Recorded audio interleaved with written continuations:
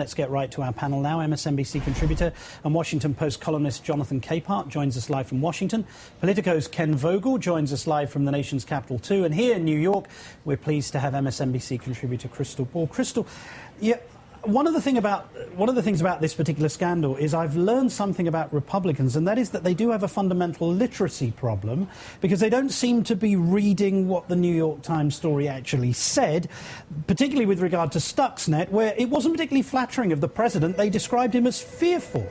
So what's this kind of cacophony of nonsense about? Well, not only that, but it also has put the president in an awkward position with some of the further left parts of his base who have been critical of his approach on foreign policy and on national security. So it's not clearly a net win for the president that these stories have come out. And he's been very clear about how angry he is about these leaks. But, you know, for the Republicans, I think many of them, including Senator McCain, find it extremely galling that the president has been so successful on security and that the American people give him a great deal of credit. You know, in a recent Fox News poll, Americans gave him a 13-point... broadcast, please? I'm so sorry. On that other network that shall not be named. Thank you. Even their poll showed Obama with a 13-point edge on Romney over who Americans trust to fight terrorism. Right, well, there you go. Here's Representative Peter King, another one of the GOP's grand inquisitors. Let's take a listen to how he sees and gets the story so badly wrong. But also, in the stories themselves, they compare him to St. Thomas More and St. Augustine. These are White House aides or top aides of the president describing him. Jonathan, first of all, Mr. King gets the story wrong. No one's comparing the president to those philosophers. They're simply saying he's read them. Secondly, Mr. King refers to Thomas More, who was a Renaissance lawyer in the 16th century, as opposed to Thomas Aquinas, who was a Dominican priest in the 13th century. Who cares about the facts? Again, the reference to Augustine is making the point that this president takes moral responsibility for military action very seriously, as opposed to Bush and Cheney, who, let's not forget, took the nation into war under the false pretense of weapons of mass destruction. Certainly.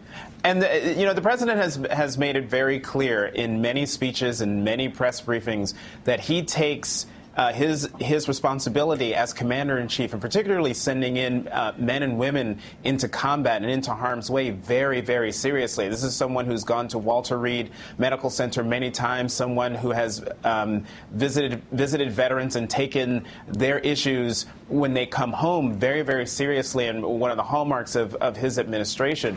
So, it's not a bad thing when the president of the United States takes it as, a huge moral responsibility for what he's doing. What Congressman King and Senator McCain and other Republicans are doing, what they're weaving in yet another thread in their narrative that says that the president is, quote, in over his head, or is incompetent, or doesn't know what he's doing. And as Crystal said, it does gall them that this is the one area where the president has been very, very, very successful. But once again, they're trying to take the president's strength and turn it into a weakness.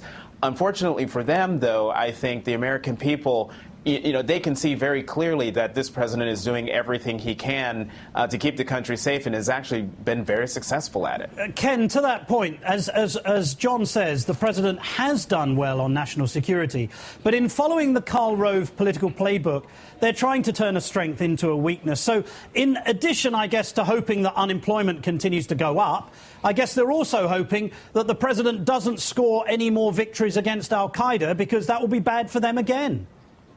I mean, certainly that this is something where the president has the upper hand. And on the one hand, I can kind of understand where Republicans, and we should mention there are also Democrats who are upset about these leaks, are coming from, which is that at the same time as the president is taking a very hard line on leaks against leakers, prosecuting, bringing 6 cases, more than any other president, national security leak cases, his administration is also behind leaks that are designed to make him look politically good, even if they don't have that actual effect in the press. That said, we may fixate here in Washington on what are really sort of inside issues about leaks, how leaks emanate, whether Congress or the White House leaks more. But I think for most people, most voters who are not paying that close attention to this, the one thing they are aware of is the president's successes in this arena, namely getting Osama bin Laden, beginning the drawdowns in Iraq and Afghanistan, ending those wars, making progress towards ending those wars. And, when compared to what is really sort of a technical argument over the leaks, it doesn't work out in Republicans' favor. This is an issue where the Democrats have the upper hand. Crystal, do you think that John McCain has been commissioned by the Romney campaign to drive hard at this issue specifically?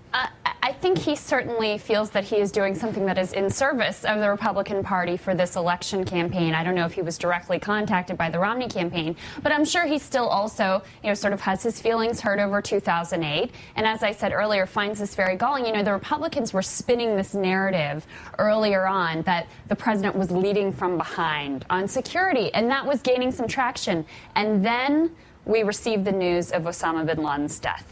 And that completely undermined their narrative of the president being soft on terror. So now, as Ken is pointing out, they're trying to spin this alternate narrative that he's in over his head. Right. Remarkable. Our thanks to Crystal Ball, Jonathan Capehart and Ken Vogel. Thank you.